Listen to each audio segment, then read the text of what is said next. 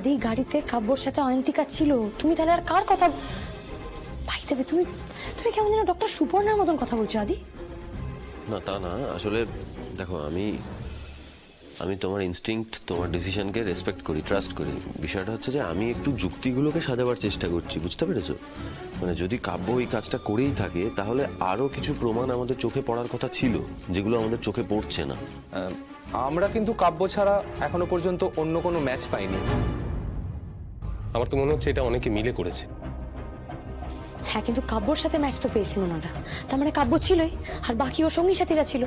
হ্যাঁ, কিন্তু ম্যাডাম এই সঙ্গী সাথীরা কারা?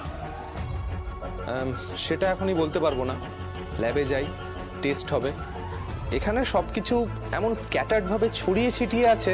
তারপর অয়ন্তিকাকে শ্মশান থেকে হসপিটালে নিয়ে আসা হয়েছে, অনেকক্ষণ ধরে চিকিৎসা হয়েছে, সব মিলিয়ে অনেক এভিডেন্স স্যাম্পল মুছে গেছে, তাই কংক্রিট কোনো কিছুই পাওয়া যায়নি। তাও আমরা চেষ্টা চালাচ্ছি।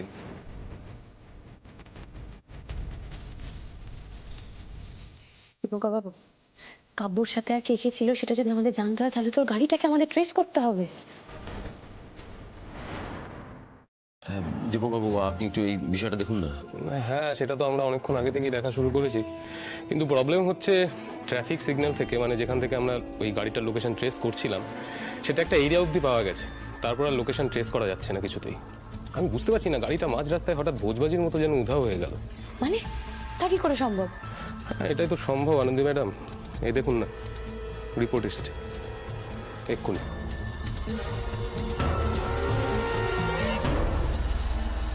দীপঙ্কর বাবু, গাড়ির লাস্ট লোকেশন তো দেখাচ্ছে এখানে। হ্যাঁ, এখনই একটাই উপায় আছে, এই লোকেশনে গিয়ে সমস্ত কিছু খোঁজ খবর নেওয়া, এভিডেন্স কালেক্ট করা। আমি ওখানে যাচ্ছি, এখানে তো অনেক বয়ান নেওয়া হয়ে গেল, দেখা যাক কি হয়। এক সেকেন্ড। হ্যালো ঘোষবাবু, হ্যাঁ আপনি এক কাজ করুন, আপনি ওই লাস্ট লোকেশনের ওখানে চলে যান, আর ওখানে গিয়ে যত এভিডেন্স পাচ্ছেন সেগুলো কালেক্ট করুন, খোঁজ খবর নিন। আমি যাচ্ছি। না না, আমি যাচ্ছি, আমি মেডিনিস থেকে বেরোবো এক্ষুনি। ওকে, হ্যাঁ।